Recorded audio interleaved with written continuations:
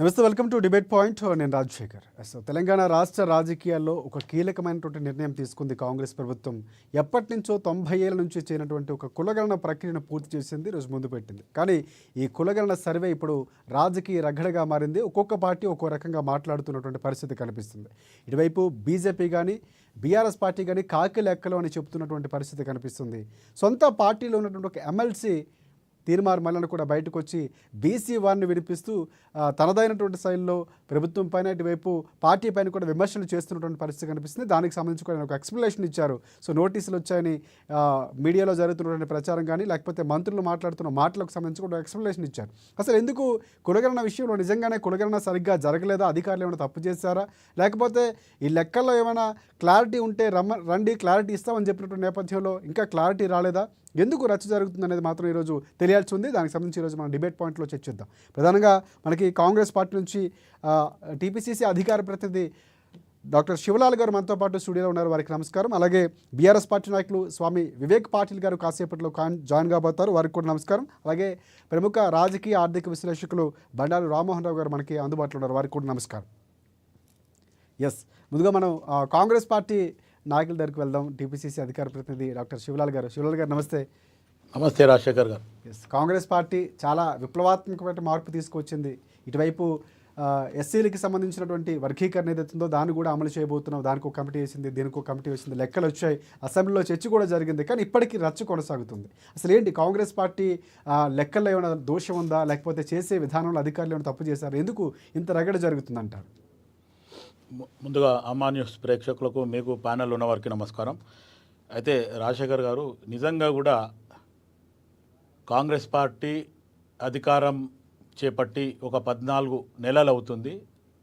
ఈ 14 మాసాలల్లా కాంగ్రెస్ పార్టీ నిజంగా కూడా ప్రజలకు ఇచ్చిన హామీలో ఏదైతే మేమైతే బీసీ డిక్లరేషన్ అన్నాం, ఎస్సీ డిక్లరేషన్ అన్నాము, తర్వాత ఉద్యోగుల డిక్లరేషన్ అన్నాం, ఇట్లా ఏదైతే డిక్లరేషన్ చేసినామో ఎలక్షన్స్కి ముందు ఆ దిశగా కాంగ్రెస్ పార్టీ అడుగులేస్తుందని నేను గంటాపదంగా చెప్పడానికి ఇది నేను ఓపెన్గా చెప్పడం జరుగుతుంది. అయితే దీంట్లో ఏదైతే కులగణన గురించి ఆలోచిస్తే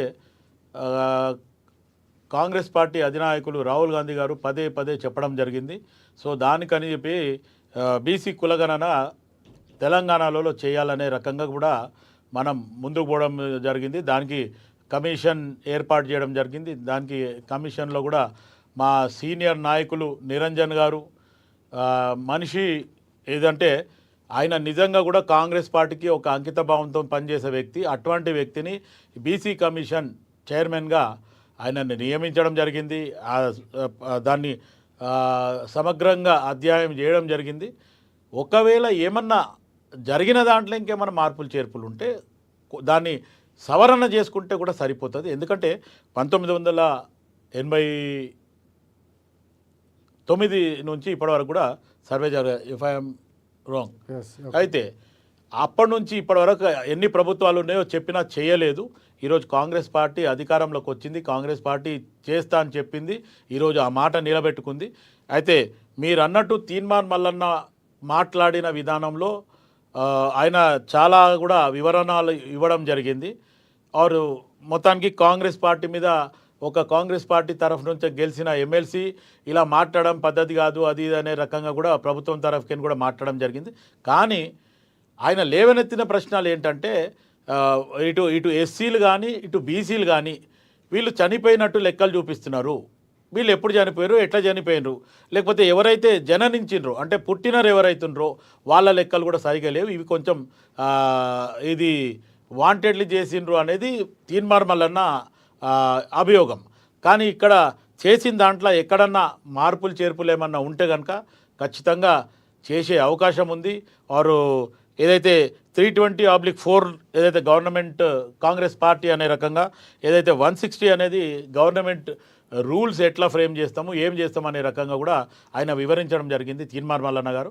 అయితే నేనేమంటున్నానంటే ఒకవేళ పార్టీ పరంగా ఎవరన్నా అభ్యంతరం చెప్పిండ్రు అనే రకంగా ఉంటే అది ఖచ్చితంగా దాన్ని సబ్ కమిటీ కానీ అవన్నీ కానీ చూసి చేసి ఆశి చూసే ఇది ఈ డిక్లరేషన్ చేయడం జరిగింది. నిన్న అసెంబ్లీలో కూడా అంత వాడివేడిగా చర్చలు జరిగినా లేట్ కొంచెం అయినా పర్వాలే కానీ మంచి చేసిండ్రు అనేది కూడా అక్కడ ఎమ్మెల్యేలు కానీ సభ్యులు చెప్పారు. ఆపోజిషన్ పార్టీ గురించి అయితే నేను మాట్లాడడం లేదు, ఎందుకంటే వాళ్ళు గతంలో సమగ్ర కుటుంబ సర్వే అని చెప్పి బీఆర్ఎస్ టీఆర్ఎస్ వాళ్ళు చేయడం జరిగింది. ఒకటే రోజుల ఈ సర్వేలో మీరు ఉంటేనే బతికున్నట్టు లేకపోతే లేదనే రకంగా కూడా వాళ్ళు మాట్లాడిన ధోరణి ఉండే.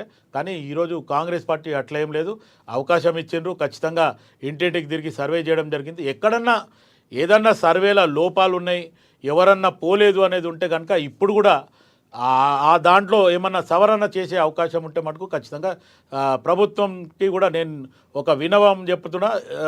ఏదైతే మార్పులు చేర్పులల్లా ఏదైతే అంశాలల్లా కొంచెం డిఫరెన్స్ వచ్చింది అనేది చెప్తున్నప్పుడు దాన్ని ఏదైతే మార్పులు చేర్పులు చేయడానికి, లేకపోతే ఎక్కడైతే తక్కువ జరిగింది, లేకపోతే ఆ 2 లక్షల మంది ఏమైంది అనేది ప్రశ్నించిన దానికి కూడా ప్రభుత్వం తరఫుకని లెక్కలు చెప్పాల్సిన అవసరం ఉంది. కానీ దానికి కొంచెం అసెంబ్లీలో డిస్కషన్ జరిగింది. ఆ సమయం కొంచెం పెంచి ఉంటే బాగుండేది కూడా మాట్లాడడానికి. ఆ సమయం ఇంకా ఇవ్వలేదు, ఇంకో 2 రోజులు చర్చ పెరుగుంటే బాగుండేది అన్నటువంటి అభిప్రాయాన్ని వ్యక్తం చేసే ప్రతిపక్షాలు.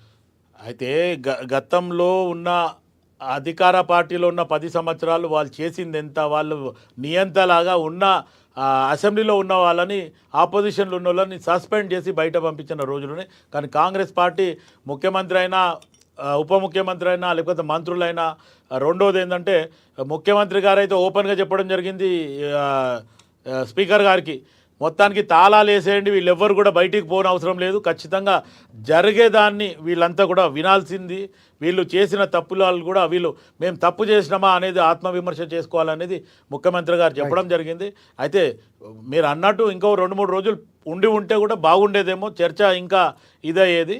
కాకపోతే ఇంకోటి ఏంటంటే ఇక్కడ ఎస్సీ కేటగరైజేషన్ పరంగా ఆలోచిస్తే గత 30 సంవత్సరాలుగా మందకృష్ణ మాదిగ గారు ఇదొక కులపరంగా మాట్లాడుతాం. మళ్ళీ మీ దగ్గరికి మళ్ళీ వస్తాను నేను. ఓకే, రామ్మోహన్ రావు గారు మనతో అందుబాటులో ఉన్నారు. రామ్మోహన్ గారు నమస్తే. ఎస్, ప్రధానంగా రాజకీయాల్లో చూసే ఉంటారు, కులాలు చాలా ప్రామాణికం. ఏ పార్టీ గెలవాలన్నా లేకపోతే నిలవాలన్నా చాలా వర్గాల ఓట్లు చాలా ముఖ్యం. సో దీనికి సంబంధించి కాంగ్రెస్ పార్టీ ఏదైతే బీసీ డిక్లరేషన్ ఇచ్చిందో కామారెడ్డిలో, సో దానికి అనుగుణంగా ఈరోజు కులగన్న సర్వే చేసింది. బీసీలు ఇంతమందిని, ఎస్సీలు లేకపోతే మిగతా వర్గాలు ఇంతమందిని ఒక లెక్క తేల్చింది. కానీ ఇప్పుడు అదే లెక్క రగడ అవుతున్నటువంటి పరిస్థితి కనిపిస్తుంది. అసలు పూర్తిగా ఆరోపణలు నిజమంటారా, లేకపోతే కాంగ్రెస్ పార్టీ అధికారులు ఏవైతే చేశారో దాంట్లో పొరపాట్లు ఉన్నాయంటారా? అసలు ఏంటి అంటే తీర్మార్ మల్లంట్ లాంటి వారు దాన్ని కాల్చడం, ఇవన్నీ కూడా వివాదాలు జరుగుతున్నటువంటి పరిస్థితి కనిపిస్తుంది. ఎందుకు అంటారు ఇవన్నీ?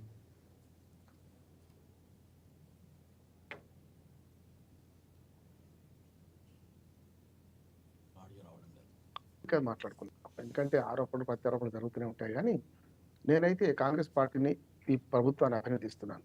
ఎందుకంటే ఏదో ఒకటి మొదలు పెడితే చేసి, ఇప్పుడు కాసిన చెట్టుకే రాడు పడితే ఏదో మొదలు పెట్టకపోతే ఏం చేయకపోతే అసలు విమర్శ ఉండదు. వంట చేస్తేనే ఉప్పు తక్కువ ఉంది, కారం తక్కువ ఉంది ఎవరని చెప్తారు. కనుక అభినందిస్తున్నాను సర్వే చేయడం. ఇది సాహసోపేతమైంది. ఎందుకంటే చాలా మంది చెయ్యని సర్వేను దేశంలో బీహార్లో చేశారు, ఫెయిల్ అయ్యారు. కానీ మన దగ్గర కూడా చేసే ప్రయత్నం చేశారు. దానికి రేవంత్ రెడ్డి గారిని, ఈ ప్రభుత్వాన్ని అభినందిస్తున్నాను.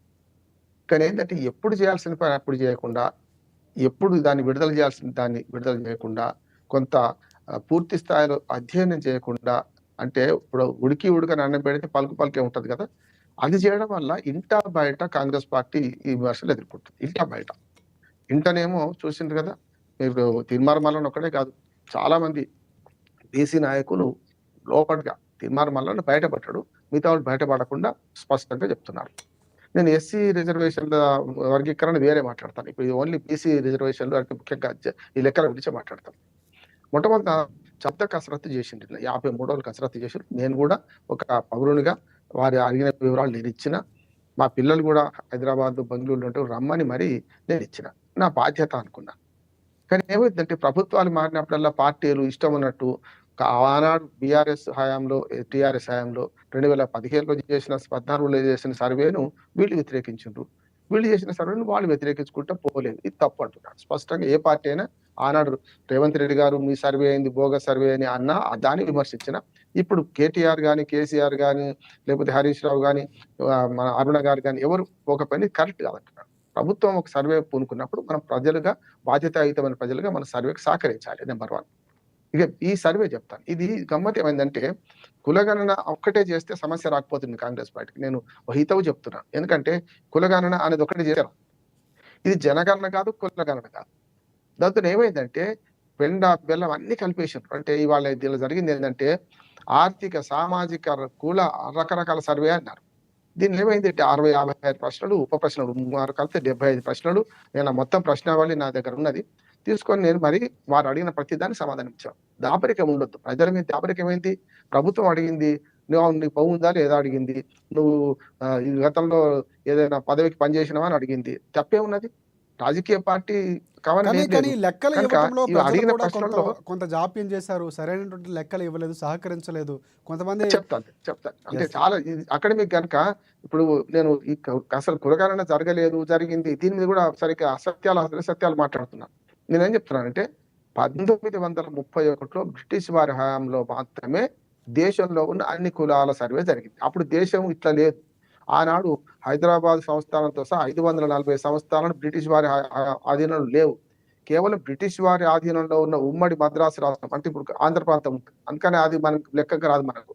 అట్లానే కలకత్తా, ఢిల్లీ, బొంబాయి ప్రొవిన్సెస్ అంటే బ్రిటిష్ వాళ్ళ ఆధీనంలో ఉన్న మాత్రం జరిగింది. మన దగ్గర అది కూడా జరగలే కదా. కనుక నేనేమంటున్నా జరిగింది ఆనాడు కులగణన జరిగింది అది మాత్రమే. 41లో రెండో ప్రపంచ యుద్ధం రావడం వల్ల 41లో అసలు జనాభా లెక్కలే జరగలేదు. మూడోసారి ప్రభుత్వాన్ని ఇండిపెండెన్స్ వచ్చిన తర్వాత మొట్టమొదటిసారి మన దగ్గర జనాభా లెక్కలు జరిగింది 51 1951లో. 51, 61, 71, 81, 91, 2001, 2011 వరకు 7 సార్లు మొత్తం జనాభా లెక్కలు కరెక్ట్ జరిగాయి. జనాభా లెక్కలు చేసే పని ఎవరిది? కేంద్ర ప్రభుత్వానికి. సెన్సస్ డిపార్ట్మెంట్ ఉంటుంది, వాళ్ళు చేస్తారు. అందులో సమస్య ఉండదు. అందులో కులగణన అసలు జరగలేదు. ఎస్సీ ఎస్టీ కులగణన అప్పుడు జరుగుతుంది. అంటే ఎస్సీ ఎస్టీలో మాదిగ ఎంత, మాల ఎంత, లేకుంటే ఎస్టీలో లంబాడి వాళ్ళు ఎంత, సంతానులు ఎంత జరగలేదు. కానీ ఓవరాల్ గా ఎస్టీ అనగానే షెడ్యూల్ కాస్ట్ వాళ్ళు ఎంతమంది ఉన్నారు, స్ట్రైప్స్ ఎస్టీ అంటే, ఎస్సీ అంటే షెడ్యూల్ కాస్ట్ ఎంతమంది ఉన్నారు అంత మాత్రం లెక్కకొచ్చాయి. దాన్ని బట్టే మనకు పదవులలో రిజర్వేషన్ అంటే చట్టసభలలో రిజర్వేషన్ ఇస్తున్నారు. దాన్ని బట్టే స్థానిక ప్రభుత్వాల్లో కూడా రిజర్వేషన్ అంటే లెక్క ఉంది కదా ఇస్తున్నారు. కానీ బీసీలు కానీ ఇతర ఓసీలు కానీ ఎప్పుడు ఈ 51 తర్వాత లెక్కించలేదు. అంటే వాళ్ళందరినీ ఓసీ అంటున్నారు. ఓసీ అంటే ఏంటి? అదర్ క్యాస్ట్ అంటున్నారు అంతే. ఓసీ అంటే కేవలం అగ్రవర్ణాలే కాదు, అదర్ క్యాస్ట్ అంటున్నారు. ఇది జరుగుతున్న ప్రక్రియ. ఎప్పుడైతే మేమెంతో మాకంత దక్కాలి అని ఒక అవేర్నెస్ వచ్చిందో, అది మందకృష్ణ మాదిగ గారు కదా ఎస్టీలో కూడా ఎస్సీలో కూడా ఇన్ని వర్గాలు ఉన్నాయి, మాదిగలకు అన్యాయం జరుగుతుంది అంటున్నారు. ఈ మాదిగల్లో కానీ ఎస్టీలో కానీ ఎంతమంది అసలు ఏ కులాల వాళ్ళు ఉన్నారు లెక్క చేయాల్సి వచ్చింది. కులాల సర్వే ఇది ఇంక్లూడింగ్ ఎస్సీలో కూడా ఎస్టీలో కూడా. రెండోది బీసీలో మేము ఇంతమంది ఉన్నాం అని ఎవరికి వాళ్ళు లెక్కలు చెప్తుంటే రాజశేఖర్ గారు అసలు 150% అవుతుంది. నేను ఎప్పుడు ఒక జోక్ చేస్తుంటాను. టీచర్ల సంఘాలు ఏపీటీఎఫ్, పియూటీఎఫ్ రకరకాల సంఘాలు ఉంటాయి కదా. వాళ్ళందరూ సభ్యత్వం లెక్క వెళ్తే 200% అవుతుంది. ఎందుకంటే మొహమాటానికి మీరు వస్తే మీకు చేస్తారు, వాళ్ళు వస్తే వాళ్ళు చేస్తారు. ఇక్కడ కూడా ఏమైందంటే ఎవరికి వాళ్ళు మేము రేట్ల ఇంతమంది ఉన్నాం, బ్రాహ్మణులు ఇంతమంది ఉన్నాము, బీసీలు ఎంతమంది ఉన్నామని, అందులో కూడా మన చాకలి వాళ్ళు ఇంతమంది ఉన్నారు, మంగళ వాళ్ళు చెప్తున్నాం. దాంతో ఏమైంది ఇది కాకి లెక్కలు అవుతున్నాయి. కనుక దేశవ్యాప్తంగా ఒక రకంగా చెప్పాలంటే కాంగ్రెస్ పార్టీ ఒక మంచి పని చేసింది. ఎప్పుడో ఒకసారి తేల్చాల్సిందే. ఇప్పుడు ఈ పంచాయతీ తెలిపాల్సిందే. కనుక రాహుల్ గాంధీ గారు కన్యాకుమారి టు కాశ్మీర్ దాకా తిరిగేటప్పుడు కులగణన మేము కట్టుబడి ఉన్నాం. అయితే దీనిలో రాజకీయం ఉన్నది కనుక బీజేపీ వాళ్ళు వద్దంటున్నారు. ఆ రాజకీయం తర్వాత చెప్తాను. ఎందుకు బీజేపీ వాళ్ళు వద్దంటున్నారు, ఎందుకు కాంగ్రెస్ వాళ్ళు కావాలంటున్నారు ఇంకొకసారి చెప్తాను.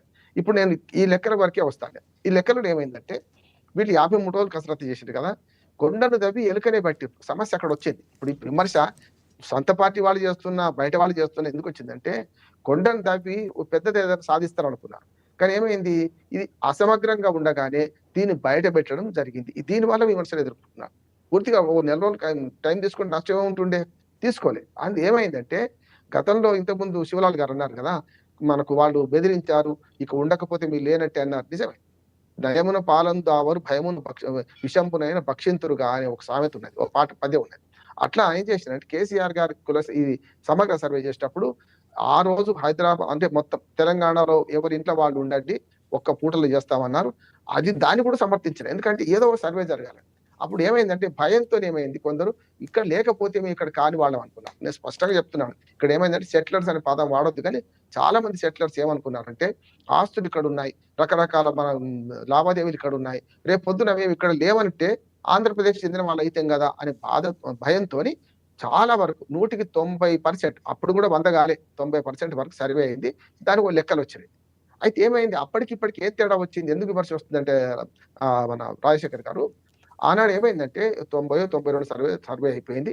ఆ సర్వేను వాళ్ళు దుర్మార్గంగా దాచిపెట్టుకున్నారు. నిజంగా చెప్పాలంటే ఆ సర్వేను ప్రజల్లో పెడితే ఇప్పుడు ఈ సమస్య రాకపోతుండే. ఏం చేసిండ్రు ఇప్పుడు వీళ్ళు సర్వే చేసిండ్రు కనుక దానికి వ్యతిరేకంగా సర్వే తీసుకొచ్చి పెడుతున్నారు. చాలా తప్పు అంటున్నాను. మరి ఆనాడు ఎందుకు దాచుకున్నారు? ఈనాడు ఎందుకు బయట పెడుతున్నారు? దాచుకున్న మాట దాచుకోలేదని ఏం చేసిండ్రు? మన మర్రి చెన్నారెడ్డి మానవ వనరుల కేంద్రం దానిలో పెట్టిండ్రట డాటా. ఎక్కడ వీళ్ళు గవర్నమెంట్ వెబ్‌సైట్‌లో పెట్టాలి. గవర్నమెంట్ ఆఫీషియల్‌గా ప్రకటించాలి. అవి ఏమి చేయకుండా వాడు స్వార్థానికి ఆ డేటాను వాడుకున్నారా అని ఒక విమర్శ ఉంది. అది సహేతుకమైంది అంటున్నారు. టీఆర్ఎస్ చేసిన తక్కువదేం కాదు. కానీ దాన్ని ఆధారం చేసుకొని వీళ్ళు చేయాల్సిన పని ఏం చేసిందంటే ఒక్క రోజులో చేయమని నేను అంటలేదు. కానీ ఇన్ని కథలు పెట్టుకునే బదులు ప్రతి ఇంటికెళ్ళి అమ్మ మీది ఏ కులము? మీరు ఏ కులంలో ఏ వర్గము? అని చేస్తే అయిపోయేది. కానీ వీళ్ళేం చేశారు? అంతకంటే ఎక్కువ వాళ్ళు అడిగిన వివరాలు ఎక్కువున్నాయని మేమెందుకు చెప్తామని తిట్టిన వాళ్ళే మళ్ళీ ఇప్పుడు ఏం చేశారు? అంతకంటే ఎక్కువ వివరాలతో ప్రశ్నలు అడిగారు. అది అనవసరం ప్రశ్నలు కొన్ని అంటున్నారు. అనవసరం. వీళ్ళు చేయాల్సిన కుల గణనే కదా చేయాల్సింది. జనాభా గణన కాదు. జనాభా గణన రాష్ట్ర ప్రభుత్వానికి హక్కే లేదు. చెల్లదు కూడా. ఈ గణన కూడా చెల్లదు. కానీ చెల్లకపోయినా సరే ఒక లెక్క ఉంటే మనం అభివృద్ధి పథకాల మీద గాని, ప్రణాళిక చేసుకుంటామని గాని, కొంత ఇప్పుడు మీరు అన్నట్టు బీసీలకు రిజర్వేషన్లు స్థానిక ప్రభుత్వాలు ఇవ్వడానికి గాని పనికొచ్చాయి. కానీ వీళ్ళేం చేసిండ్రు? మేము అంతకంటే ఘనుడు అని చెప్పి మేము ఆజంట మళ్ళా అంతకంటే ఎక్కువ చేద్దామని ప్రయత్నం చేసి విఫలమైనట్టు. ఇవాళ ఇంటా బయట విమర్శలు ఎదుర్కోవడానికి ఈ ప్రశ్నలు ఇన్ని ఉన్నాయి కరెక్ట్ కాదంటున్నాడు. దానిలో రెండోది జరిగింది ఏంది రాజశేఖర్ గారు? ఆ ప్రశ్నలు అడిగారు మంచి వచ్చేట్టు. కానీ ఇప్పుడు ఏం చేసిండ్రు? ఆ పాత సర్వేకు దీనికి తేడా ఎందుకు వస్తుంది చెప్తాను నేను. ఆ పాత సర్వేలో ఇప్పుడు ఉదాహరణకు బీసీల సంఖ్య తక్కువైంది అంటారు. తక్కువ కాలే. నిజంగా చెప్పాలంటే దీన్ని ఏం చేశారు వీళ్ళు? ముస్లింల మీద ప్రేమతో కొంచెం ఎక్కువ చేసి మన బీసీలను 2 వర్గాలుగా చీల్చిర్రు. హిందూ బీసీలట, ముస్లిం బీసీలట. ఇది తప్పు అంటున్నాడు. ఆనాడు కేసీఆర్ గారు చేసిన సర్వే కానీ ఏదైనా ఆ సర్వేలో ఆనాడు ఏంటంటే ఈ బీసీలందరినీ కలిపి చెప్పిండ్రు. కలిపి కొట్టరా కావేటి రంగా అన్నట్టు ఆనాడు 51% బీసీలు ఉన్నారన్నారు. కరెక్టే. ముస్లింలలో బీసీలు ఉంటారు, దూదేకుల వాళ్ళు, ముస్లింలో మేర వాళ్ళు ఉంటారు. నేను అడ్వకేట్ గాని చెప్తున్నాను, సర్టిఫికెట్లు ఇస్తా కనుక మేర వాళ్ళు ఉంటారు. అట్లానే కొన్ని వృత్తుల వాళ్ళు మంగళి వాళ్ళు ఉంటారు. మనకు చాకలి అంటే తురుకోలు బట్టలు ఉతికే వాళ్ళు ఉంటారు కొందరు. వీళ్ళందరినీ బీసీల కింద ఉన్నది. కనుక వాళ్ళు అప్పుడు ఏం చేశారు? మొదటి సర్వేలో 51% మందిని బీసీలు ముస్లింల హిందువుల చూడలే. బీసీ దూదేకల సర్టిఫికెట్ ఉంటే లెక్కే. కనుక వాళ్ళందరినీ అట్లా చేస్తే 51% అయింది. ఇప్పుడు వీళ్ళు చేసిన పని ఏంటంటే అతి తెలివిగా అంటే రాజకీయ లబ్ధి కోసం ఏమైనా బీసీలు అలాంటి ప్రయోగం చేసిందంటారా కాంగ్రెస్ ప్రభుత్వం, లేకపోతే ఒక క్లారిటీ కోసం చేసిందంటారా? తెలవక పిచ్చితనంతో నేను ఈ మాట అంటున్నాను. పరుషంగా ఉన్నా సరే వీళ్ళు అనవసరంగా వాళ్ళ ఇప్పుడు కులం అనే కొరివితో తలకొక్కుంటున్నారు. చాలా కష్టం వస్తుంది. ఇప్పుడు నేను ఇంకో మాట చెప్తున్నాను. అప్పుడు ఏం చేసి 46% హిందూ బీసీలు ఉన్నారన్నారు, 10% ఏమో ముస్లిం బీసీలు అన్నారు. అంటే ముస్లింలలో బీసీలు అందరు బీసీలు 13% ఉన్నదే 13%, 2.5% అట ముస్లిం ఓసీలు మిగిలిందట. అంటే ఓవైసీ కుటుంబం కూడా బీసీల కిందకి వచ్చినట్టు లెక్క.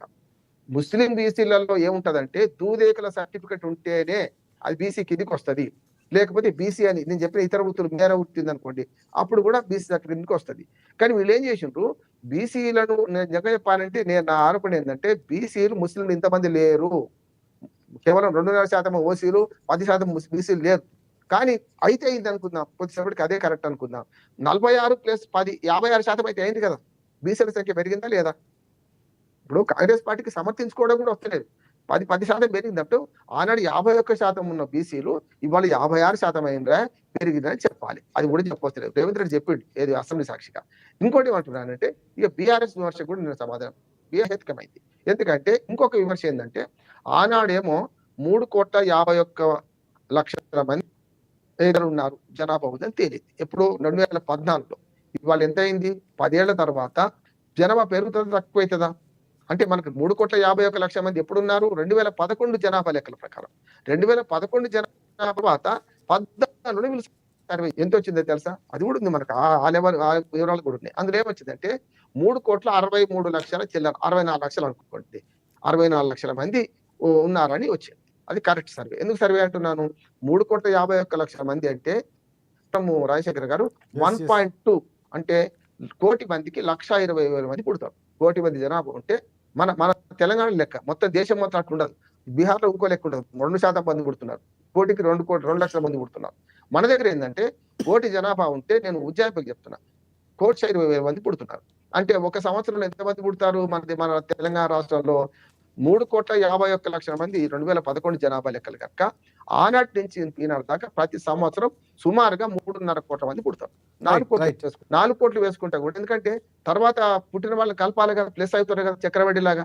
కనుక ఏమైందంటే 3,63,00,000 మంది ఆనాటి జనాభా లెక్క రావడానికి కారణం ఏంటంటే 2011 లెక్కలు కన్నా 12, 13, 14 3 కదా, 10 లక్షల జనాభా పెరిగింది. 351 363 అయింది. 12 లక్షల జనాభా పెరిగింది. 4 వల్ల 12 లక్షల జనాభా పెరిగింది. అది కరెక్ట్ లెక్క.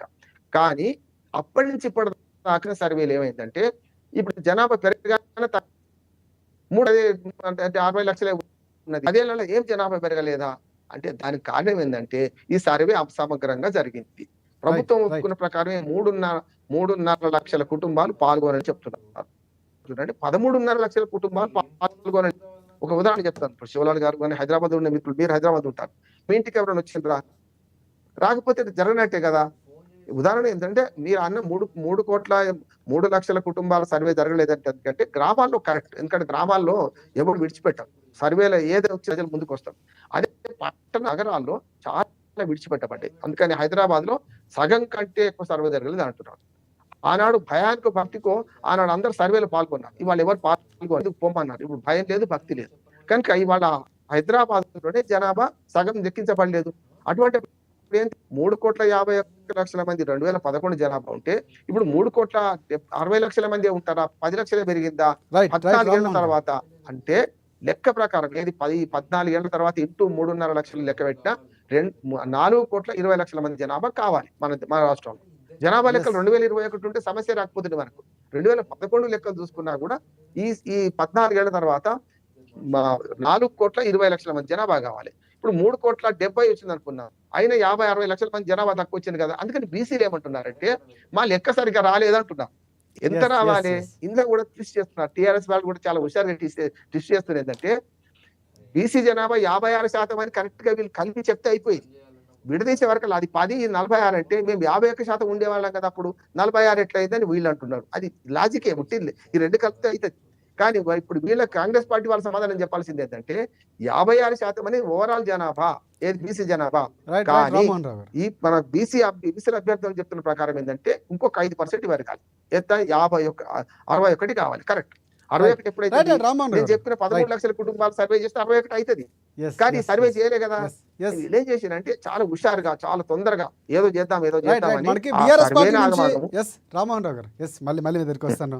మనకి ఒక్క మాట చేసి ముంచుతాను సార్, ఒకటే మాట. ఎందుకంటే ఇప్పుడు బీఆర్ఎస్ వాళ్ళు ఇప్పుడు వీళ్ళు ఏం చేస్తున్నారంటే కులాల సంకుల సమరం నడిపిస్తున్నారు. ఇవాళ ఏమైందంటే రాష్ట్ర వ్యాప్తంగా బీసీలు కొట్టుకుంటున్నారు, ఎస్సీలు కొట్టుకుంటున్నారు, మాది కొట్టుకుంటున్నారు. ఏమైంది ఇది వాళ్ళ చివరికి ఎక్కడికి వచ్చిందంటే తాంబూలాలు ఇచ్చేసాం తన్నుక సావండి అంటున్నారు. ఇందులో అకాడమిక్ గా మాట్లాడితే బెస్ట్, లేకపోతే వాళ్ళ మీద వీళ్ళ మీద వాళ్ళు మాట్లాడితే. నేను చెప్పింది కదా, నేను చెప్పిన ప్రకారం అయితే కాంగ్రెస్ వాళ్ళు తప్పులో కాలేశారు. దానివల్ల విమర్శలు వస్తున్నాయి. ఇవాళ జనాభా మొత్తం మిగతాదంతా చేసి ప్రకటించడం కూడా తప్పు ప్రకటించారు రాజశేఖర్ గారు. మీరు ఉత్తమ్ కుమార్ రెడ్డి గారు ఎట్లా ప్రకటిస్తారు? నేనేమంటున్నాను, అసెంబ్లీలో పెట్టాలి, అసెంబ్లీలో పెట్టిన తర్వాత ప్రకటించాలి. ఇప్పటికి కూడా మీరు ఏ కులం లెక్క ఏదో లేదు కదా, కేవలం ఓవరాల్ గా ఎస్సీలు బీసీలు ఎస్టీలు అంటున్నారు. కానీ ఓవరాల్ గా ఒక బీసీ కులాలు ఎన్ని కులాలు ఏ కులం ఎంత ఉందని ప్రకటించే 3 భాగాలు ప్రకటిస్తున్నారు. రామ్మోహన్ రావు గారు మీ ప్రశ్నలకి తర్వాత సమాధానం అడుగుదాం. మనకి బీఆర్ఎస్ పార్టీ నాయకులు వివేక్ పాటిల్ గారు జాయిన్ అయ్యారు. వివేక్ పాటిల్ గారు నమస్తే. నమస్తే అండి. నమస్తే. వినే ఉంటారు ఇటువైపు రామ్మోహన్ గారు వర్షం, అలాగే శివలాల్ గారు ఉన్నారు మనకి స్టూడియోలో.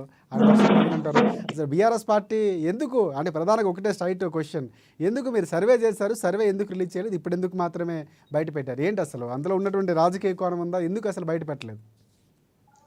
ఈరోజు 2014 ఆగస్టులో అంటే ఎప్పుడైతే తెలంగాణ రాష్ట్రం ఆవిర్భావం జరిగి తెలంగాణ రాష్ట్రంలో బీఆర్ఎస్ పార్టీ అధికారంలోకి వచ్చిందో, అధికారంలోకి వచ్చిన మొదట్లోనే మరి ఈ రాష్ట్రంలో ఎంత జనాభా ఉంది, ఏ సామాజిక వర్గాల వాళ్ళు ఉన్నారని చెప్పి తెలుసుకోవాలనేటువంటి తలంపుతోని మరి మొట్టమొదటిసారిగా 2014 ఆగస్టులోనే ఒకటే రోజులో కేవలం 24 గంటల్లోనే మరి తెలంగాణ రాష్ట్ర వ్యాప్తంగా ఇంటింటి సర్వే నిర్వహించి మరి బీసీ ఎస్సీ ఎస్టీ కులాల జనాభా మరి ఎన్ని కుటుంబాలు ఉన్నాయి, ఏ సామాజిక వర్గం జనాభా ఎంత ఉన్నదనేది కేవలం ఒకటే రోజులోనే మరి మేము సర్వే చేయగలిగినాము. మరి కాంగ్రెస్ పార్టీ వాళ్ళు మరి 2024లో 53 రోజులు సమయం తీసుకొని కూడా మరి ఒక సమగ్రంగా లేని ఒక అసమగ్ర సర్వే, ఒక అగ్ర కుల సర్వే.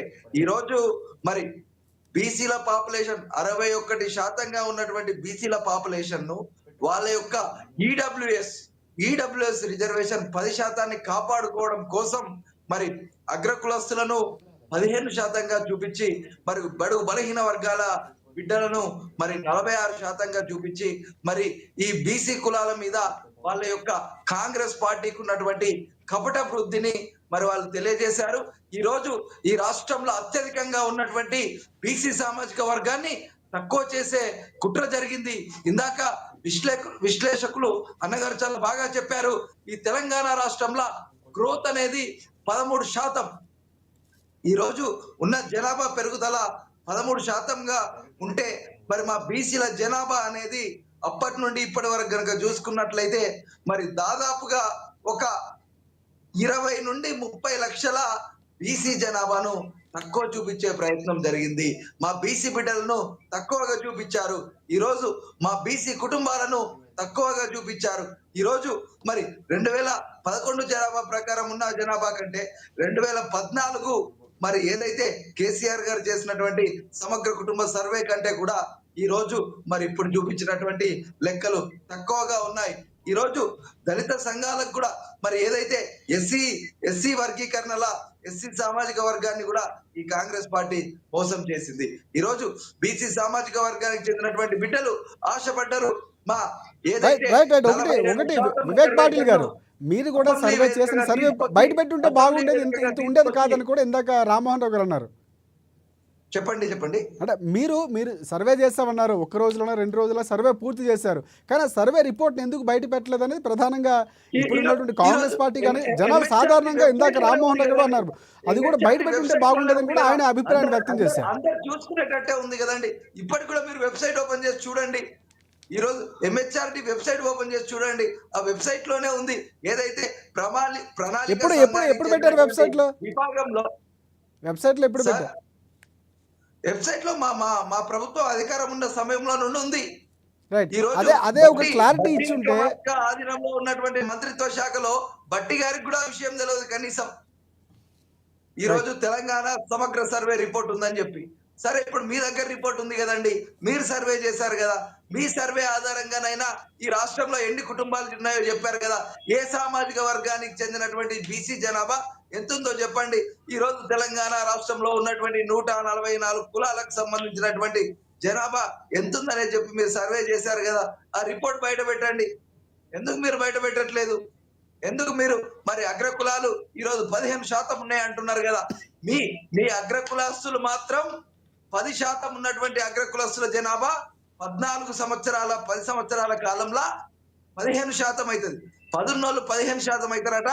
61% ఉన్నోళ్ళు మరి ముస్లిం బీసీలు హిందూ బీసీలతో కలుపుకుంటే మరి 61%గా ఉన్నటువంటి వాళ్ళను 56%కి తీసుకొచ్చారు. మరి కేవలం హిందూ బీసీలు మరి 51%గా ఉన్న వాళ్ళను 46%కి తీసుకొచ్చారు. ఇది పూర్తి స్థాయిలో కుట్ర. బడుగు బలహీన వర్గాల అభివృద్ధి, ఆత్మగౌరవం, రాజ్యాధికారం కోసం ఏకమవుతున్నటువంటి బీసీ బిడ్డలందరినీ కూడా అవమానించే కుట్ర చేసిర్రు. బీసీల మీద కుట్ర జరుగుతా ఉన్నది. ఈ రేవంత్ రెడ్డి ప్రభుత్వము, ఈ అగ్రకుల దుహంకార ప్రభుత్వము బీసీలందరినీ కూడా తక్కువ చేసే ప్రయత్నం చేస్తున్నారు. అందరం ఏకమైతా ఉన్నాము.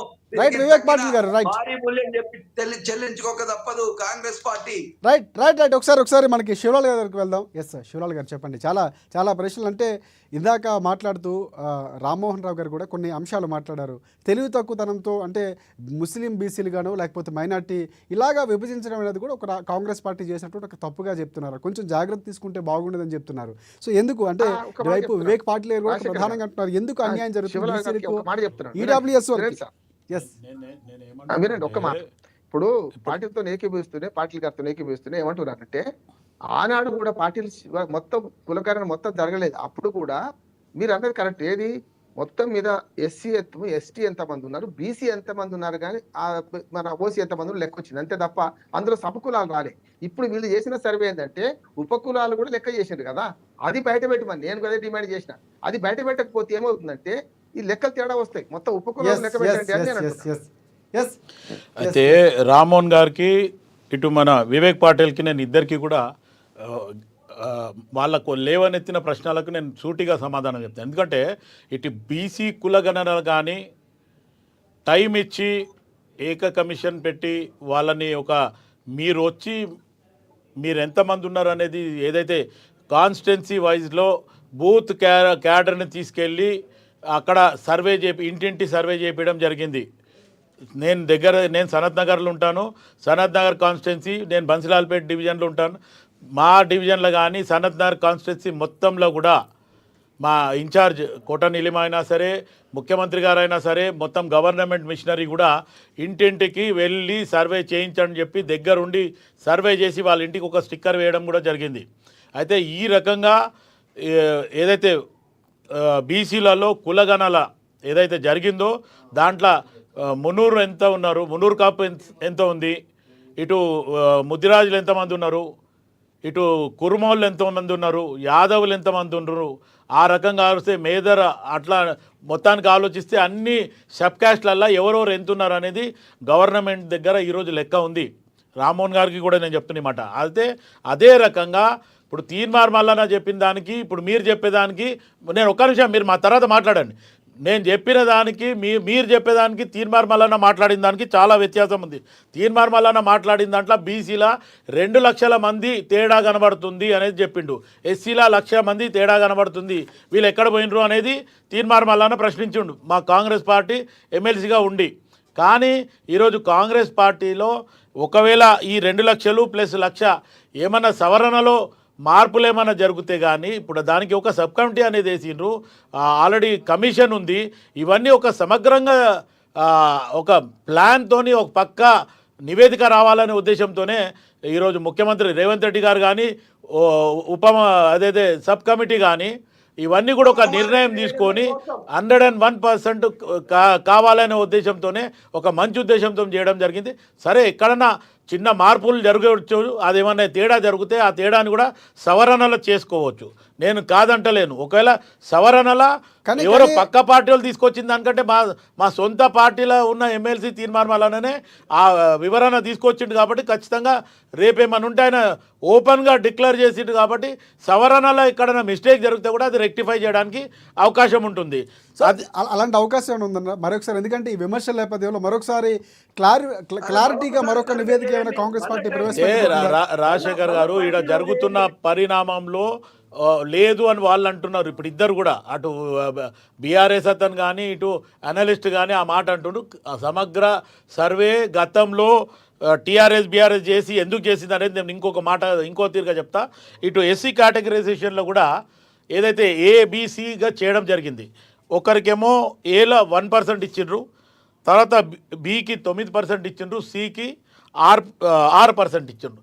దాంట్లో కూడా ప్రభుత్వము ఒక కట్టుదిట్టంగా ఉండి ఖచ్చితంగా నిబద్ధతతో ఉండి ఖచ్చితంగా మనం డిక్లరేషన్ ఏదైతే ఇచ్చినామో చేయవల్లే డిక్లరేషన్ అని ఇచ్చినామో దాన్ని ఖచ్చితంగా కాంగ్రెస్ పార్టీ సుప్రీంకోర్టు ఏదైతే నిర్ణయం తీసుకుందో దానికి కాంగ్రెస్ పార్టీ ఖచ్చితంగా ముందుంటుంది.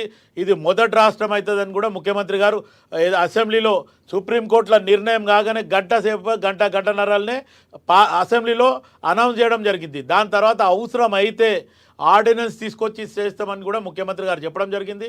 ఆ తర్వాత ఏక కమిషన్ సమీమ్ అఖ్తర్ గారిని వేసిన తర్వాత ఆ సమీమ్ అఖ్తర్ గారికి అన్ని వర్గాలు ఏదైతే ఎస్సీలో 59 కులాలు ఏవైతే సబ్ క్యాస్ట్లు ఉన్నాయో ఆ సబ్ క్యాస్ట్లు అన్నీ కూడా వాళ్ళు అక్కడ వెళ్ళి షమీమ్ అఖ్తర్ గారికి ఇవ్వడం జరిగింది. దాంట్లో మొత్తానికి 59 సబ్ క్యాస్ట్లు ఏమేమి ఉన్నాయో అనేది ఆ పేరుకు తగ్గట్టు అవి ఇవ్వడం జరిగింది. దాంట్లో కూడా మందకృష్ణ గారు ఒక డౌట్ఫుల్ పాయింట్ రేజ్ చేసాడు మొన్న ప్రెస్ మీట్ పెట్టి. ఏదైతే మాదిగ కమ్యూనిటీకి దగ్గరకు వచ్చే వరకు దీంట్లో మళ్ళీ ఎవరైతే ఫార్వర్డ్ కాస్ట్లో ఉండేనో అంటే ఫైనాన్షియల్లీ కానీ ఎడ్యుకేషన్ కానీ మంచి పొజిషన్లు ఎవరైతే ఉన్నారో వాళ్ళని తెచ్చి మా బి కేటగిరీలు ఇచ్చిండ్రు. ఇది కనుక వాళ్ళ జనాభా ప్రాతిపదికన ఎంత ఉన్నారో వాళ్ళకు 1% ఇచ్చేస్తే మాకు 11% వస్తుంది అనేది మొత్తానికి మందకృష్ణ మాదిగ గారు చెప్పడం జరిగింది. దానికి ఈరోజు సబ్ కమిటీ ఉత్తమ్ కుమార్ రెడ్డి గారు కానీ లేకపోతే మా దామోదర్ రాజనరసింహ గారు కానీ అసెంబ్లీలో చాలా అంటే చాలా నీట్గా ఎంత క్లియర్గా చెప్పిండంటే దామోదర్ రాజనరసింహ గారు నిజంగా కూడా ఫస్ట్ టైం ఆయన నేను ఇన్ని సంవత్సరాల 83 నుంచి కూడా ఇప్పటిదాకా ఆయన అంత ఓపికగా ఆలోచించి ఎక్కడ కూడా అశబ్దం పలకకుండా చాలా అంటే చాలా బ్యూటిఫుల్గా ప్రజెంటేషన్ ఇవ్వడం జరిగింది. ఏమేం జరిగింది, గతంలో కాంగ్రెస్ పార్టీ ఏం చేసింది, తర్వాత ఏదైతే సిఫారసులు ఏం పంపించింది, ఉషా మేరా కమిషన్ ఏం చేసింది, ఇదంతా మొత్తానికి డీటెయిల్గా పోవడం జరిగింది. చాలా అంటే చాలా ప్రజెంటేషన్ చాలా బాగుంది. ఎవరు ఇంకోటి ఏమంటే మీరు అన్నట్టు ఇదే టీఆర్ఎస్ బీఆర్ఎస్ మందకృష్ణకు చేత కాదు నేనే చేస్తా అనుకున్నా అని మాట్లాడిన మీ ఫామ్ హౌస్ ముఖ్యమంత్రి ఈరోజు ఇంట్లో వండుకుండు. ఈరోజు మందకృష్ణ గారు ముంగటుండి ఏ పార్టీ అయినా సరే నా కులానికి మేలు చేస్తే నేను వాళ్ళకి సపోర్ట్ చేస్తాను ఆయన పోయిండు. ఈరోజు ముఖ్యమంత్రి రేవంత్ రెడ్డి గారి మీద కూడా స్టార్టింగ్లో ఆయన మాలల ఒత్తిడికి తగ్గుతుండు అనే రకంగా చెప్పడం జరిగింది. నేను కూడా తొలి వెలుగు రఘు గారి దగ్గర కానీ లేకపోతే తెలంగాణ టైమ్స్ అని ఒక యూట్యూబ్ ఛానల్లో కానీ షమీ అఖ్తర్ గారిని కొంతమంది కలిసిన రోజు నన్ను కూడా తీసుకపోతే నేను అక్కడ చెప్పడం జరిగింది. ముఖ్యమంత్రి గారు కట్టుదిట్టంగా కట్టుబడి ఉన్నాడు, ఇచ్చిన మాట నిలబెట్టుకుంటాడు, 600 అయినా సరే ఖచ్చితంగా ఎస్సీ వర్గీకరణ చేస్తాడు, తర్వాత బీసీ కులగణన కూడా ఖచ్చితంగా చేస్తాడు. బీసీ కులగణన చేయడానికి మా ముఖ్య ఉద్దేశం ఏందే మా అధినాయకుడు రాహుల్ గాంధీ గారు చెప్పడం జరిగింది. ఈ దిశగా మొత్తానికి చెప్పడం జరిగింది. ఈ రకంగా ఆలోచిస్తే ఇప్పుడు టీఆర్ఎస్ బీఆర్ఎస్ ఎందుకు చేసింది చెప్తాను ఒకసారి. ఏదైతే కుటుంబ సమగ్ర సర్వే ఒక్కరోజు చేస్తా అని చెప్పిన మాటలలో ఈరోజు వాళ్ళు ఏం చేసిరండి, ల్యాండ్స్ ఎవరికి ఉన్నాయి, ఎవరికి ఎంత ఆస్తి ఉంది, ఎక్కడ ల్యాండ్స్ దొరుకుతాయి, లేకపోతే భూమి ఎవరి పేరు మీద ఉంది, ఎవరి దగ్గర లాక్కోవచ్చు, ఈ రకంగా ఆలోచించి ఎవరెవరి దగ్గర ఎంత ఉందో దాని తర్వాత ఈరోజు టీఆర్ఎస్ బీఆర్ఎస్ వాళ్ళు ఎక్కడ పడితే అక్కడ మొత్తానికి ల్యాండ్ రేప్ చేసిండ్రు, చెరువులను రేప్ చేసిండ్రు, మొత్తం చెరబరిచిండ్రు అంటారు కదా, ఆ రకంగా మొత్తానికి ఎక్కడ దొక్కడ అక్కడ దోచుకున్నారు. ఇది టీఆర్ఎస్ బీఆర్ఎస్ చేసింది. కాంగ్రెస్ అట్లా చేస్తలేదు. ఆఖరి కోసం ఖజానా కూడా ఎక్కడిదక్కడ ఖాళీ చేసుకొని పోయారు. సెక్రటరేట్ కూలగొట్టి దాంట్లో నిధులు ఉన్నాయంటే ఆ నిధులు కూడా ప్రజలను అక్కడ రానియకుండా తీసుకుపోయిన ఇటువంటి పరిస్థితి టీఆర్ఎస్ బీఆర్ఎస్ చేసింది. మా తమ్ముడు పాపం వివేక్ పాటిల్కు ఈ విషయం తెలియదు. టీఆర్ఎస్ బీఆర్ఎస్ అభిమానుడు కాబట్టి ఇంకా కూడా కేసీఆర్ అంటాడు. మీ కేసీఆర్ని ఒక్క దగ్గర మెచ్చుకుంటా పోయి ఫామ్ హౌస్ లో వండుకుంటా నన్ను గెలిపియకపోతే అన్నాడు. ఇప్పటిదాకా ఫామ్ హౌస్ లో వండుకుంటూ ఆ ఒక్క మాటకైనా మిగతా విషయంలో మటుకు ఆయన ఏదైతే మాటలు ఇచ్చిండో ఉద్యమ కాలంలో చెప్పిండో 10 సంవత్సరాల రూలింగ్ చేసిండో కొడుకు అల్లుడు బిడ్డ ఆళ్ళ చుట్టే తిరిగింది తప్ప ప్రజలకు వివేక్ పాటిల్ కు కూడా వచ్చింది ఏం లేదు అక్కడ. వివేక్ పాటిల్ గారు ఏం చెప్తారు మీరు? రాజశేఖర్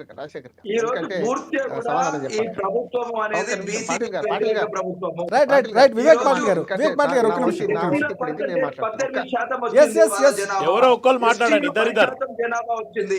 మరి 18% ఉన్న వివేక్ పాటిల్ గారు ఒక్క నిమిషం. జనాభాకి 18% రిజర్వేషన్లు ఇస్తారా? 10% ఆగట్లేదు ఇంకా. శివలాల్ గారు ట్రిగర్ చేస్తున్నారు. ఏదైతే ఈడబ్ల్యూఎస్ కోటా తీసుకొచ్చిందే మీ కేసీఆర్, ఈ రోజు ఈడబ్ల్యూఎస్ కోటా తీసుకొచ్చిందే మీ కేసీఆర్. గత 10 సంవత్సరాలు తీర్మానం వలన మీ కేసీఆర్ అండ్ ఫ్యామిలీని తిట్టిండు. రిజర్వేషన్లు ఇస్తారా? ఈ రోజు బీసీ జనాభా 46% ఉన్నాము, 46% అని చెప్పి మీరే చెప్పారు. 42% ఖచ్చితంగా ఇస్తామని ముఖ్యమంత్రి గారు చెప్పడం జరిగింది అసెంబ్లీలో. 42% రేపు రాబోయే సంస్థాగత ఎన్నికలలో 42% ఇస్తామన్నాడు. రైట్ శివలాల్ గారు రామ్మోహన్ గారు శివలాల్ గారు ఒక్క నిమిషం రామ్మోహన్ గారి దగ్గరికి వెళ్దాం. వివేక్ పాటిల్ గారు ఇది అవ్వాలంటే 42% ఇస్తాం, తగ్గకుండా ఇవ్వాలని ముఖ్యమంత్రి గారు పదే చెప్తున్నారు. సో ఆ దిశగా కాంగ్రెస్ పార్టీ వెళ్తుంది, హామీ ఏది ఇచ్చామో ముందుకు వెళ్తున్నామని చెప్తున్నారు. సో ఇక్కడ రామ్మోహన్ గారు ప్రధానంగా దీనికి రాజ్యాంగంలో సవరణ కావాలి, లేకపోతే ప్రభుత్వం సొంతంగా దానికి సంబంధించినటువంటి ప్రక్రియ పూర్తి చేయబోతుందని చెప్తున్నారు. సో దానికి అవకాశం ఉందంటారా? చెప్తా ఇంతకుముందు పాటిల్ చెప్పింది నేనేమంటున్నానంటూ నేను న్యాయవాదిగా చెప్తున్నాను. ఆనాడు టీఆర్ఎస్ చేసిన సర్వే కానీ ఇవాళ వీళ్ళు చేసిన నాలుగే గీసుకోవడం కూడా పనికిరాదు. ఏది చట్టపరంగా నేను ఏమంటున్నానంటే ఇవాళ రాష్ట్రంలో మార్పులకు పనికొస్తుంది, ప్రణాళిక వేసుకోవడానికి పనికొస్తుంది, కానీ అది చట్టబద్ధం కాదు. ఎందుకు కాదంటే కులాల సర్వే జనాభా లెక్కలు లేదు కనుక జనాభా లెక్కలు చేయాల్సింది కేంద్ర ప్రభుత్వమే కనుక మందకృష్ణ మాదిక్ గారి డిమాండ్ కూడా అయిన తర్వాత వాళ్ళు అన్నారు కదా కులాల సర్వే చేయించాలి, కులాల వర్గీకరణకు అంగీకరించింది. కానీ ఎప్పుడు వర్గీకరణ అవుతుంది? సమగ్ర సర్వే భారతదేశ వ్యాప్తంగా జనాభా లెక్కలు వస్తే అలా అమలు అవుతుంది. అందులో కులాలు కూడా చేయాలి. ఇక్కడ ఆనాడైనా ఈనాడైనా కూడా కులాలను విభజించే సర్వే మాత్రమే మొన్నటి సర్వే. అంతకుముందు only BC SC ST OC అని చేశారు. ఏది బీఆర్ఎస్ చేసిన సర్వే అది పనికిరాదంటున్నాడు. ఇవాళ వీళ్ళు చేసిన సర్వే కూడా డిక్లేర్ చేసినా కూడా రేపు పొద్దున 42% రిజర్వేషన్లు చట్టబద్ధంగా ఇవ్వలేరు. అందుకనే రేవంత్ రెడ్డి గారి సవాల్కు వీళ్ళ దగ్గర సమాధానం లేదు. కానీ రేవంత్ రెడ్డి గారి సవాల్ ఏముందంటే మేము 23% ఏమో చట్టబద్ధంగా ఇస్తాము, మిగతా సీట్లలో అంటే బీసీల సీట్లు అయితే బీసీలకు ఎట్లా ఇస్తా అంటున్నాడు, మిగతా సీట్లలో మిగతా 23% పోగా ఎస్సీ ఎస్టీ పోగా మిగతా 50% ఉంది కదా, అందులో నుంచి మిగతా 19% ఇస్తా అంటున్నాడు. కరెక్టే. నేనేమంటున్నాను, సాధ్యం కాని విషయాన్ని ఎట్లా చేయొచ్చు అంటే ఆ 23% ఏమో అలా ఇంకొకరు చేస్తుంది వీల్లేదు. ఆ 23% బీసీలలో బీసీకి బీసీ చేయాలి. కానీ మిగతా చోట్ల మిగతా రెడ్లు చేస్తారు, వలిమలు చేస్తారు, మిగతా వాళ్ళందరూ చేస్తారు. అప్పుడు పోటీ ఎట్లా సాధ్యమైతే నేను అంటున్నాను. బీసీ రిజర్వేషన్లని చట్టబద్ధంగా ఇస్తేనేమో 42% ఇవ్వాలి. కానీ చట్టబద్ధంగా 42% ఇవ్వకపోతే 23% మాత్రమే అధికారికంగా ఇచ్చి మిగతా సీట్లలో అందరినీ కలిపి నిలబెడితే లీగల్ గా మాట్లాడుతున్నారు కాబట్టి ఒక ప్రశ్న, సుప్రీం కోర్టుకి ఒక డిసిషన్ వచ్చిన తర్వాత రాష్ట్రాలకే అధికారం ఇచ్చేసింది, మీరు మీ దగ్గర కులగణన చేసుకోవచ్చు, ఇటు ఎస్సీ వర్గీకరణ చేసుకోవచ్చు, మీకే నిర్ణయం ఇస్తున్నాము అనే రకంగా ఏ రాష్ట్రానికి ఆ నిర్ణయం ఇచ్చింది. అయితే మన రాష్ట్రంలో అసెంబ్లీలో ఏదైతే ఆమోదం చేసిన దాన్ని నడవదంటారా మీరు? అదే సార్ నేనేమంటున్నానంటే రాజకీయంగా రిజర్వేషన్లు పెంచుకోవడానికి ఖచ్చితంగా జనాభా లెక్కలు ఎస్సీ ఎస్టీ కనుక అవుతున్నది. కానీ బీసీ లెక్కలు లేవు, ఇప్పటికి గవర్నమెంట్ ఆఫ్ ఇండియా దగ్గర లేవు. మీరు చేసుకున్న లెక్కలు అఫీషియల్ కావాలంటే మీరు తీర్మానం చేసి పంపింది కదా, ఇంతకుముందు పార్టీలు చెప్పారు కదా, రాష్ట్రపతి సంతకంతో 9వ షెడ్యూల్ చేర్చి పంపిస్తే సాధ్యమైతే అంటున్నాను నేను. అది కాకుండా ఇప్పుడు మీరు ఇక్కడ తీర్మానం చేసి గతంలో టీఆర్ఎస్ పార్టీ కూడా తీర్మానం చేసి పంపింది, ఏమైంది? కాలే కదా. ఆ రకంగా ఆలోచిస్తే గతంలో రాజశేఖర రెడ్డి గారు ఉన్నప్పుడు కూడా తీర్మానం చేసి పంపించడం జరిగింది మంత్రివర్గంలో ఒక నిర్ణయం. కానీ నేను ఏమంటున్నానంటే ఈరోజు సుప్రీం కోర్టు ఏదైతే నిర్ణయం తీసుకుందో రాష్ట్రాలకే అధికారం ఇచ్చింది, అది ఇప్పుడు కాంగ్రెస్ పార్టీ చేసింది చెల్లదంటారా మీ ఉద్దేశంలో? లెక్కలు చేసుకోవడం జరిగింది. కానీ చట్టబద్ధం కావాలంటే ఈ రిజర్వేషన్ పెంచాలంటే మీకు ఖచ్చితంగా 9వ షెడ్యూల్ చేసుకుని సమస్య నేను సర్పంచ్ గా చేసిన, మండల పైన చేసిన, నేను చెప్తున్నాను రిజర్వేషన్ 83 నుంచి రిజర్వేషన్ కావాలంటే గవర్నర్ దగ్గర వెళ్ళి ఆర్డినెన్స్ తీసుకొస్తా అని కూడా చెప్పిండ్రు. ఆర్డినెన్స్ కూడా నడవదా? కాదు సాధ్యంగా లీగల్ చెప్తున్నాను. ఏమంటున్నానంటే రేపు పొద్దున ఇది రిజర్వేషన్ అమలు కావాలంటే 9వ షెడ్యూల్ లో చేసి 50% సుప్రీంకోర్టు అడ్డం సుప్రీంకోర్టే మనకి లెక్కలు చేసుకోమన్నది తప్పనిలే. కానీ కులాల లెక్కలను ఇక్కడ రిజర్వేషన్లు చేయాలంటే 50% సీలింగ్ పెట్టింది. 50% కంటే 1% ఎక్కువ ఉన్నా కూడా మీరు అందరికి తెలుసు. మీరు శివలాల్ గారు పెద్దవారు, మీరు పాత ఎలక్షన్ చూసిండు కదా, ఎన్టీ రామారావు గారు 34% బీసీలకు ఇచ్చిండు. అప్పుడు ఏమైందంటే 80.5% అప్పుడు పాత రిజర్వేషన్. కేసీఆర్ వచ్చిన తర్వాత 23 తగ్గింది. ఎందుకు తగ్గింది? ఎస్సీలను తీసేయలేరు, ఎస్టీలను తీసేయలేరు, చట్టబద్ధంగా వాళ్ళకి రిజర్వేషన్ ఉన్నాయి.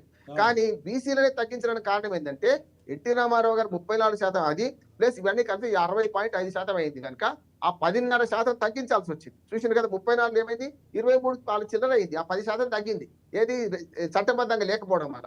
ఇప్పుడు నేనేమంటున్నానంటే మీరు ఏం చేయొచ్చు అంటే 60% కాదు 70% కూడా పార్లమెంట్ మన సుప్రీంకోర్టు పరిధిలో లేకుండా అంటే 9వ షెడ్యూల్ పెట్టాలి. 9వ షెడ్యూల్ పెట్టి సుప్రీంకోర్టు పర్మిషన్ అవసరం లేనప్పుడు, ఎందుకంటే కోర్టుకు అతీతంగా ఉంటుంది. ఇది కనుక తమిళనాడులో జరిగింది, మహారాష్ట్ర కొన్ని రాష్ట్రాల్లో జరిగింది కదా. మీరు ఏం చేస్తున్నారంటే తూతు మంత్రం చేస్తే నడవదు. ఎందుకంటే మంత్రం చేస్తుంటే ఈ రోజు ఇంత పగడ్బందీగా జరిగేది కాదు. ముఖ్యమంత్రి గారు ఆల్రెడీ వేరే రాష్ట్రానికి ఎట్లా చేసిండ్రు అనేది కూడా కన్ఫర్మ్ చేయడం జరిగింది.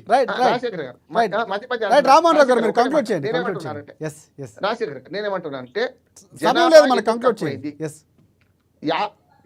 ఇప్పుడు 2011కు ఇప్పటికి జనాభా ఎక్కువగా తక్కువ ఎందుకు అయింది? రెండోది ఈ తరితం బయట పెట్టి ఫోర్త్ బయట పెట్టండి. 4 భాగాలు ఉన్నాయి, అందులో 3 భాగాలు బయట పెట్టండి. అట్లాగే ఎస్సీ జనాభా లెక్కలలో కూడా ఏది దీనిలో కూడా ఏమంటున్నారంటే మందకృష్ణ గారు మాదిగా పెట్టిన అభ్యంతరం కరెక్ట్ అంటున్నారు. ఎందుకంటే 15 లక్షల మంది ఉన్న వాళ్ళకి నేను కూడా ఒప్పుకొని దాన్ని సవరణ చేయొచ్చు అని కూడా చెప్పినాను. ఎందుకంటే 9% వచ్చింది, ఆయన 11% అంటున్నారు. 11% ఎట్లా రావాలా కూడా చెప్పిండు. దానికి నేను ఓకే అన్నాను. కంక్లూడ్ చేయండి రామ్మోహన్ గారు. చివరిగా టైం తక్కువ ఉంది మనకి. నేనేమంటున్నానంటే ఎస్సీ రిజర్వేషన్లు పెద్ద వివాదం లేదు.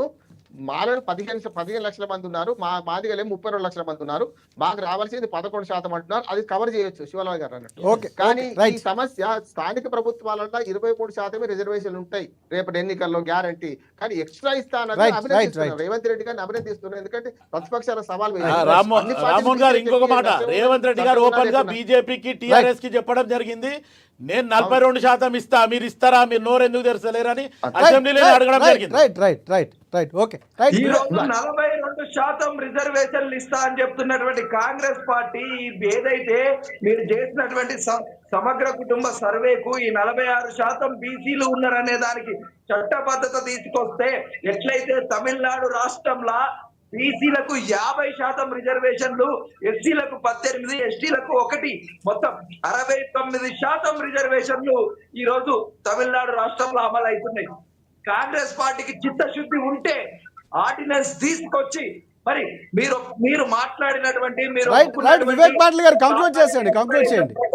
42% బీసీ రిజర్వేషన్లను అమలు చేసే దమ్ము ధైర్యం మీకున్నట్లయితే మరి 42% రిజర్వేషన్ల అంశం ఏదైతే ఉందో దానికి సంబంధించి ఆర్డినెన్స్ తీసుకురండి. ఈ రాబోయే స్థానిక సంస్థల ఎన్నికలు కావచ్చు, లోకల్ బాడీస్ ఎన్నికలు కావచ్చు, గ్రామ సర్పంచ్, ఎంపీటీసీ, జెడ్పీటీసీ, మున్సిపల్ ఎన్నికలలో 42% నిబద్ధతను మీరు నిరూపించుకోవాల్సిన అవసరం ఉంది. మీ వివేక్ పాటిల్ గారు రైట్. రాబోయే ఎన్నికలలో మీకు భారీ మూల్యం మీరు చెల్లించుకోవాల్సి వస్తుంది. బీసీ బిడ్డలందరూ కూడా తిరుగుబాటు చేస్తారు, ఓట్ల రూపంలో మీకు తగిన బుద్ధి చెప్తారని చెప్పి. Okay okay right. శివలాల్ గారు కంక్లూడ్ చేయండి. తమ్ముడు వివేక్, ఒక్కటి గుర్తుపెట్టుకో, దమ్ము ధైర్యం ఉంది కాబట్టి కాంగ్రెస్ పార్టీ అధికారంలోకి వచ్చింది. దమ్ము ధైర్యం ఉంది కాబట్టి ముఖ్యమంత్రి, ఒక్క నిమిషం మాట్లాడదు ప్లీజ్ ప్లీజ్. ఈ రోజు వివేక్ ఒక్క నిమిషం ఆగు. వివేక్ ఒక్క నిమిషం ఆగు. నేను చెప్పేది, నువ్వు చెప్పేటప్పుడు ఒక్క నిమిషం ఆగు, నేను చెప్పిన తర్వాత మాట్లాడు. ఈ రోజు కాంగ్రెస్ పార్టీ దమ్ము ధైర్యంతోనే అధికారంలో ఉంది. మీరంతా ఖజానా కుల్లగొట్టినా ఈ రోజు కాంగ్రెస్ పార్టీ ఇచ్చిన హామీలు పూర్తి చేస్తుంది. ముఖ్యమంత్రి గారు, నేను మొదలు కూడా అదే చెప్పిన, అవసరమైతే ఆర్డినెన్స్ అయినా తీసుకొచ్చి నేను కులగణన చేస్తా, ఇటు ఎస్సీ కేటగరైజేషన్ ఏదైతే ఏబిసిడి వర్గీకరిస్తా అన్నాడు, దమ్ము ధైర్యంతోనే చేయడం జరిగింది. ఇది ఏదైనా శుభ పరిణామం. ఏమన్నా సవరణలు ఉంటే ఖచ్చితంగా చేసుకుందాం. కాంగ్రెస్ పార్టీ ఖచ్చితంగా చేసింది. రేపు రాబోయే ఎలక్షన్స్లో దేనికైనా ఎవరికి ఎంత వస్తుంది అనేది మీకు తర్వాత అర్థమవుతుంది. మీరు ఇంకా అధికారం పోయినా భ్రమలోనే ఉన్నది మీ పార్టీ అంతా. అధికారులు, మీ మేధావులంతా అట్లనే ఉన్నారంటే మీరు లీడర్షిప్ క్యాడర్ కూడా అట్లనే ఉంది. ఇంకా ఆంబాంతోనే ఉన్నారు, అది బంద్ చేయండి. రైట్. నమస్కారం. థ్యాంక్ యూ శివలాల్ గారు. అండ్ రామ్మోహన్ గారికి ప్రత్యేకంగా ధన్యవాదాలు. వివేక్ పాటిల్ గారు, మీకు కూడా ప్రత్యేకంగా ధన్యవాదాలు. ఇది ఇవాళ డిబేట్ టైం. ప్రధానంగా చూద్దాం రేపటి రాజకీయ పరిణామాలు ఎలా మారబోతున్నాయి. ప్రస్తుతానికి ఈరోజు డిబేట్ పాయింట్లో బీసీలకు సంబంధించి కానీ, ఎస్సీకి సంబంధించిన వర్గీకరణ కానీ, లేకపోతే కులగణన అంశానికి సంబంధించి రాజకీయ పార్టీల మధ్య విమర్శలు జరుగుతున్నాయి. భవిష్యత్తులో దీనికి ఒక ఫుల్ స్టాప్ పడాలి. సో ప్రజలకు అంతిమంగా న్యాయం జరగాలని కోరుకుంది. ఇది ఇవాళ డిబేట్ పాయింట్. రేపటి డిబేట్ పాయింట్లో మళ్ళీ మనం కలుసుకుందాం. అంతవరకు చూస్తూనే ఉండండి ANN తెలుగు.